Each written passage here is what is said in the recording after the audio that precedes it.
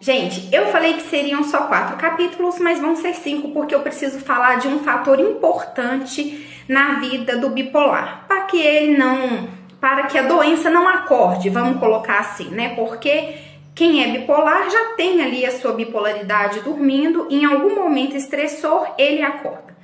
Eu cresci num ambiente onde o meu pai sempre foi muito trabalhador, mas o meu pai, até hoje, ele é extremamente difícil de lidar.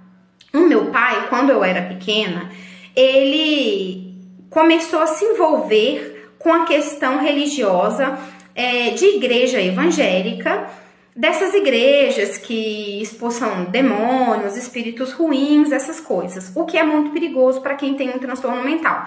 Não estou sendo preconceituosa, estou contando como foi a minha infância. Quem ficar ofendido, desculpe-me, não é essa a minha intenção. Ele procurou a igreja evangélica por quê? Porque o meu pai, ele tinha muitas crises psicóticas.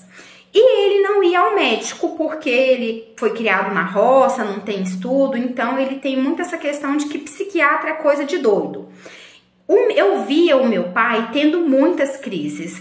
E aí o meu pai ainda misturava o problema psiquiátrico que ele tinha com bebida alcoólica. E aí que as crises ficavam mais intensas.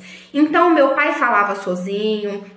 O meu pai, ele ia para a roça trabalhar e ele voltava gritando e chorando, todo machucado, dizendo que tinha visto uma mula sem cabeça e a mula correu atrás dele, essas coisas. Então, hoje estudando, conversando com alguns psiquiátricas, o meu pai, ele tem grandes sinais de que ele tem a esquizofrenia, mas ele não tem nenhum diagnóstico. Então foi nesse ambiente que eu cresci. Meu pai não tem diagnóstico, mas ele tem essas crises. E aí o que acontecia? Durante essas crises, a minha mãe levava o meu pai à igreja ou chamava o pastor para expulsar os demônios que havia nele.